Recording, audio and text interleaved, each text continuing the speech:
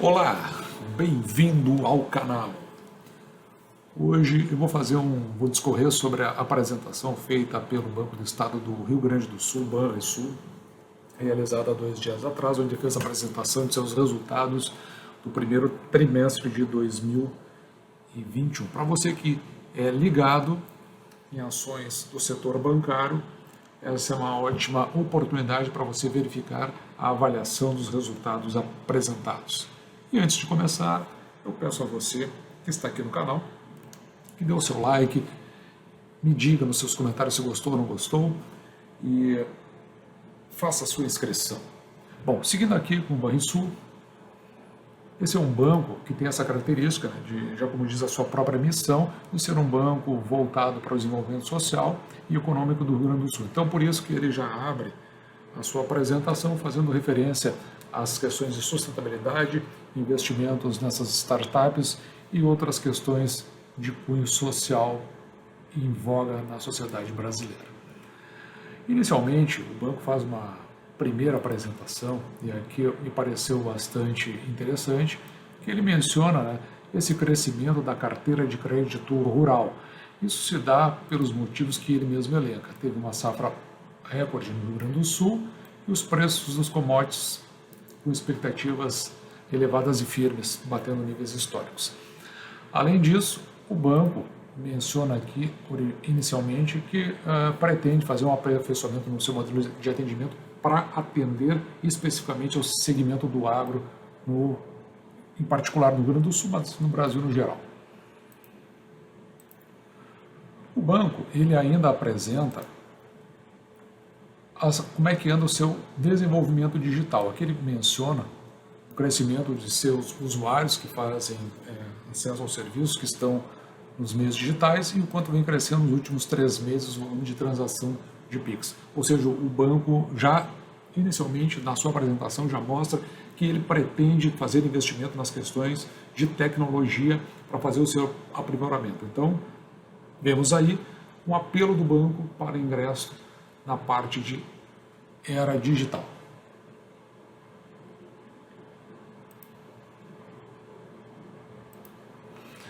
O Banrisul, que é algo interessante de se verificar, ele faz também no seu preâmbulo 2 menções. Uma ao Banrisul Cartões SA e a outra no Banrisul Consórcio, aqui ao lado dos produtos de seguridade.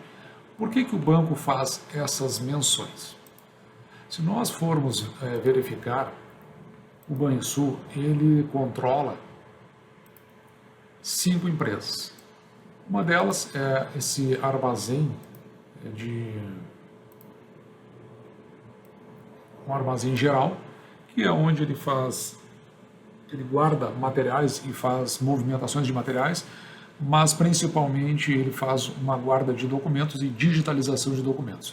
Me parece, pelo que eu vi no prospecto, que ele também presta serviço para outros que não apenas o Banrisul. Tem o Banrisul Cartões, que é aquele mencionado lá na apresentação do próprio banco, basicamente o cartão próprio do banco, com débito e crédito. O Banrisul Consórcio, para aquisição de veículos, imóveis e outros bens. A corretora do Banrisul, o ingresso no mercado imobiliário e todos os seus derivativos. E o Banrisul Seguridade, onde tem a própria seguradora do Banrisul e um braço aqui do Banrisul Seguridade, que é o Banrisul Corretora de Seguros. Nessa parte das empresas se tem a previdência privada, fundos de seguros, prestamistas, seguros individuais de terceiros, seguros de imóveis.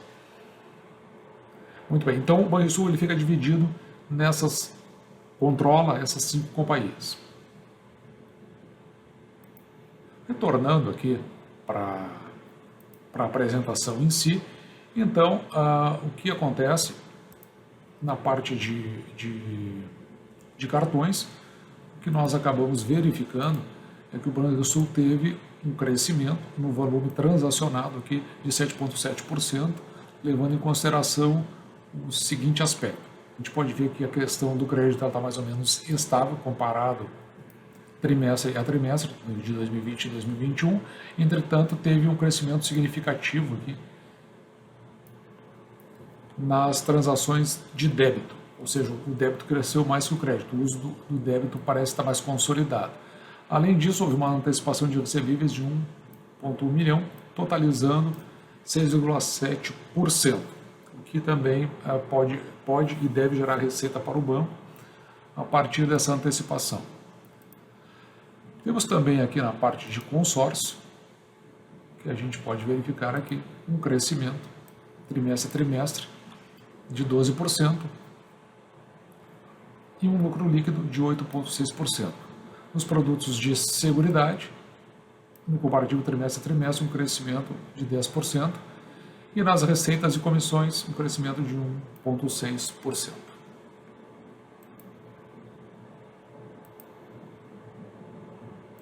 Indo para os resultados do banco, vamos avaliar aquilo que foi colocado em destaque.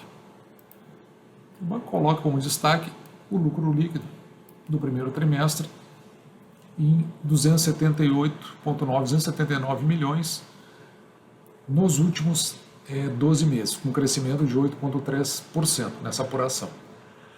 A carteira de crédito do banco teve um crescimento de 12 meses de 1,8% e o consignado de 12 meses em 5,4%, que é um dos braços fortes aqui do banco, como a gente vai ver logo em seguida. A captação aumentou em 9,5%, e aqui bem interessante, a inadimplência, que está em patamares bem controlados, de 2,9% para o intervalo de 90 dias. Também temos que levar aqui em consideração essa redução aqui, que foi bastante significativa, de 9,1% nas suas despesas de pessoal, porque o banco lançou então um plano de demissão voluntária que foi cumprido ao longo desses 12 meses e parece que ele ainda segue em andamento. Na rentabilidade, nós podemos verificar que no comparativo trimestre a trimestre, o banco teve esse aumento aqui de 2 pontos percentuais.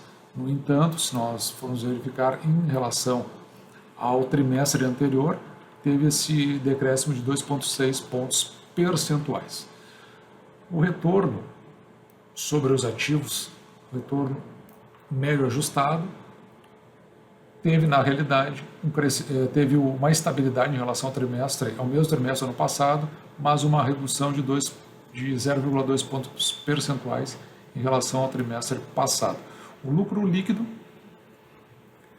ele cresce na relação trimestre a trimestre, no entanto, no comparativo do trimestre anterior, teve essa redução aqui de 15,4%. O crescimento foi de 8% em relação ao trimestre a trimestre e de 15% em relação ao trimestre passado.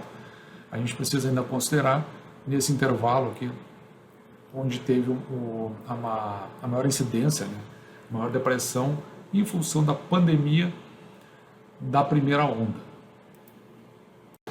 A margem financeira do banco teve uma redução no comparativo trimestre a trimestre em relação ao primeiro trimestre do ano passado e também teve redução em relação ao trimestre anterior.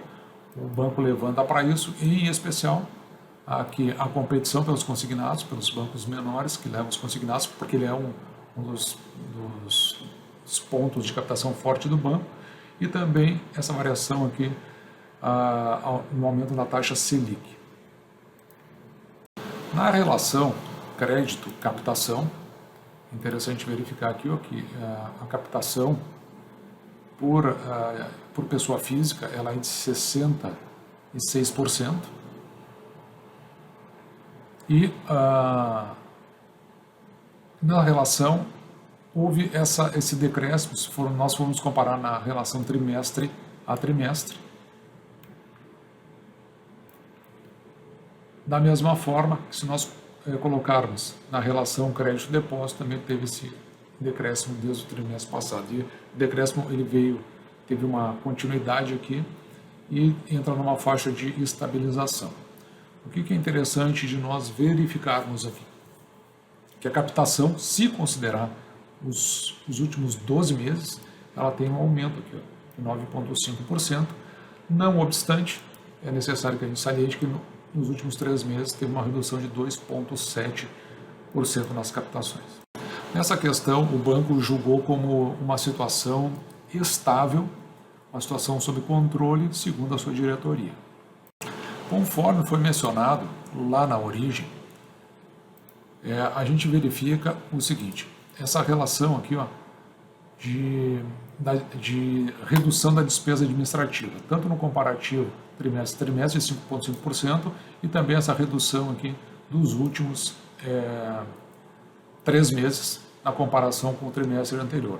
Conforme eu havia mencionado anteriormente, um dos principais fatores foi esse aqui, os benefícios decorrentes do plano de demissão voluntária, além do que o banco alega a diligenciamento de outros custos para essa redução.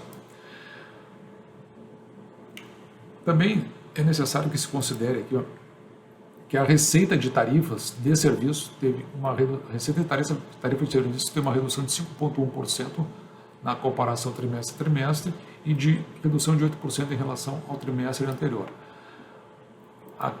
É importante sempre considerar esta faixa aqui, que é onde teve a maior incidência da pandemia na sua primeira onda.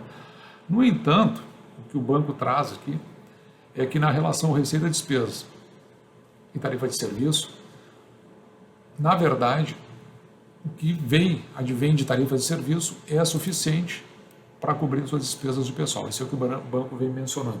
Então, significa que a redução de despesa, principalmente despesa de pessoal e as diligências de custo, foram mais significativos do que as receitas por a redução de receitas de tarifas e serviços. Então, essa é a posição do banco no que tange a esse. A carteira de crédito do Banrisul, no comparativo trimestre a trimestre, ela teve um crescimento aqui de 1,8% e em relação ao trimestre anterior, uma redução de 2 pontos percentuais. Nós salientamos sempre que, no que diz respeito à pessoa física, a maior parte é por crédito consignado, estando em 77,5%. E já, no entanto, os créditos decorrentes das pessoas jurídicas, eles são para fins de capital de giro, com 72,3%. Isso aqui significa quando é consignado, vai direto na conta, então a chance do credor não receber do seu devedor, ela fica reduzida porque o desconto vem direto na folha. E em relação ao capital de giro, significa que provavelmente isso aqui seja para fins de reinvestimento, indicando que também, dando certo o reinvestimento feito pela pessoa jurídica, e também tem a chance de quitação do crédito feito.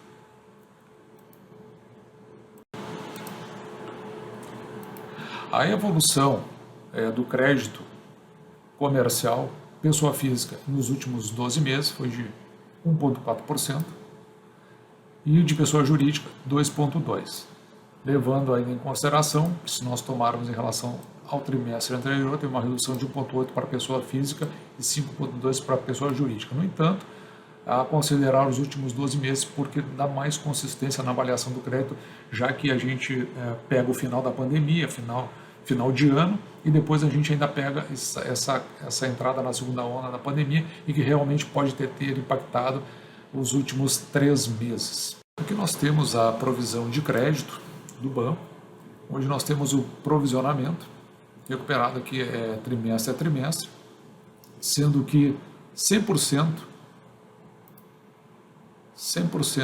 foi provisionado. Aqui nós temos 102,5%, que é o provisionamento recorrente. O interessante aqui é verificar o índice de provisionamento, que ele tem essa redução indo para o seu patamar estável, mas o que a gente percebe é que durante o período da pandemia ele teve os seus índices mais altos. E as despesas de provisão nos 12 meses de crédito estão aqui dentro de patamares razoavelmente aceitáveis. O que o banco aponta é para essa estabilização do risco da carteira. E a performance encontra-se dentro da melhor expectativa. A redução de despesa recorrentes de provisão, ela tem 3 meses de redução de 47% e 57% nos últimos 12 meses. o banco ainda aponta, né, a existência de capital confortável para o crescimento da sua carteira de crédito. Então, aqui que é apontado pelo banco.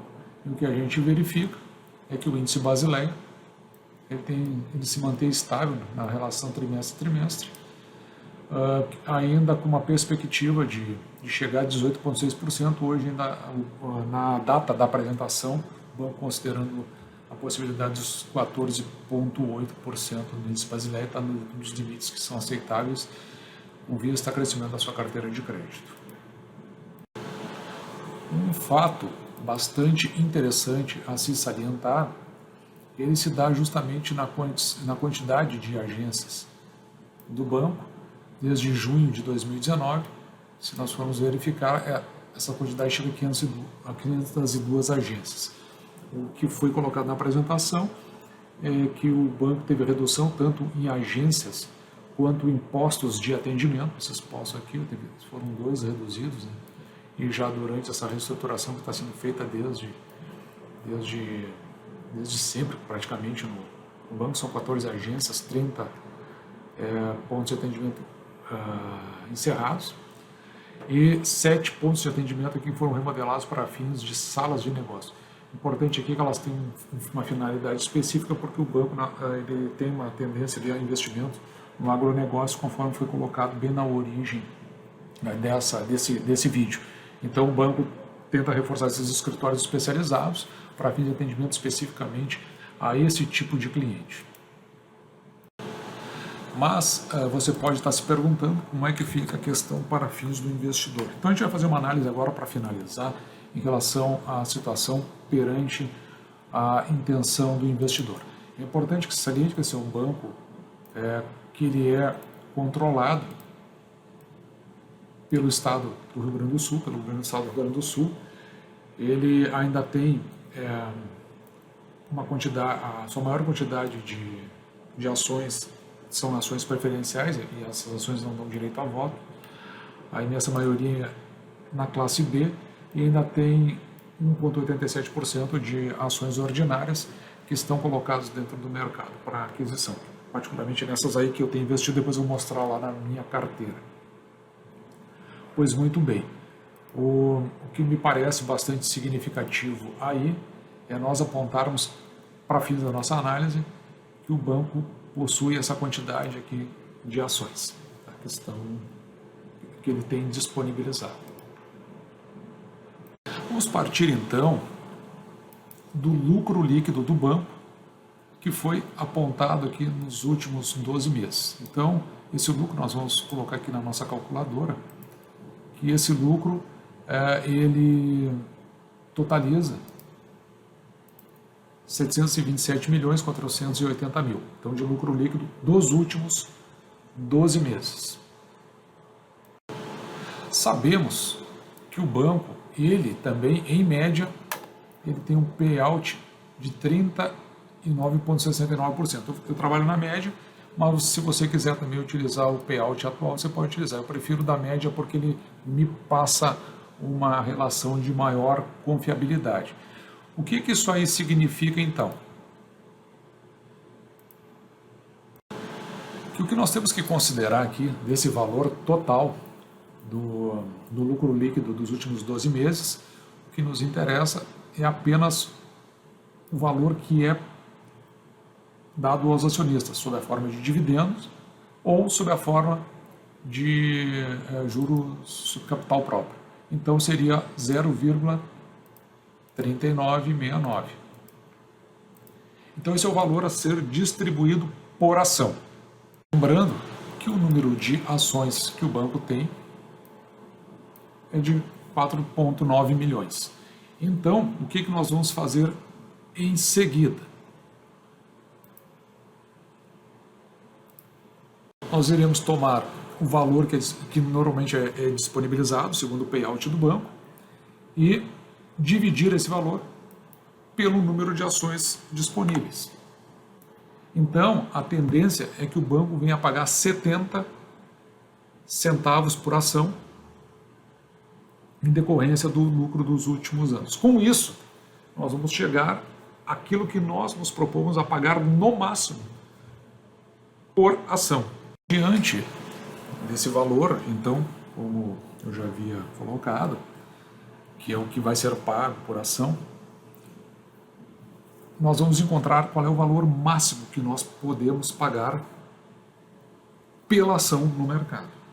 Esse valor, eu encontrei no livro do Décio Base, que se chama Faça Fortuna com Ações, antes que seja tarde. No livro, o Décio Base, ele cita que o valor de remuneração por ação mundial aceito é de 6%. Esse é um valor mundial, vamos dizer assim, convencionado. Então, para nós sabermos qual é o valor máximo que nós pagaremos por uma ação do Banrisul, aqui no caso estou considerando uma ação ordinária do Banrisul, BR-SR3, então nós faremos a divisão desse valor por 6%. Então, 11,76, 11,77 é o valor máximo que nós devemos pagar para ter uma remuneração dentro do que o banco vem pagando, dentro do seu payout, dentro do seu lucro, considerando o seu lucro líquido dos últimos 12 meses, nós pagaremos no máximo 11,76 centavos por ação. A considerar que no dia de hoje, a cotação da ação do banco, eu falei que era o BRSR3, na verdade é BRSR6, que é a ação preferencial de classe B do banco, ela está cotada a 12,64. Então, note que esse valor está muito acima do valor que nós estabelecemos como máximo para ter o rendimento que nós precisamos. Então, hoje, nesse momento, eu não estou comprando do Banrisul, porque esse valor está acima do meu preço teto. No entanto, apesar disso, eu quero chamar atenção para algumas questões em relação ao banco, que daí você, investidor, pode ou não tirar as suas conclusões para fazer as suas compras. Tá?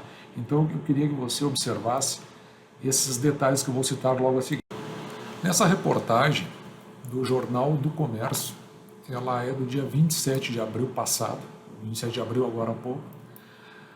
O que acontece é que, para fazer a venda de algumas empresas do estado do Rio Grande do Sul, era necessário um plebiscito. Então, o governo do estado, que é o controlador do Banrisul, levou para a Assembleia Legislativa uma proposta de que fosse retirado o plebiscito.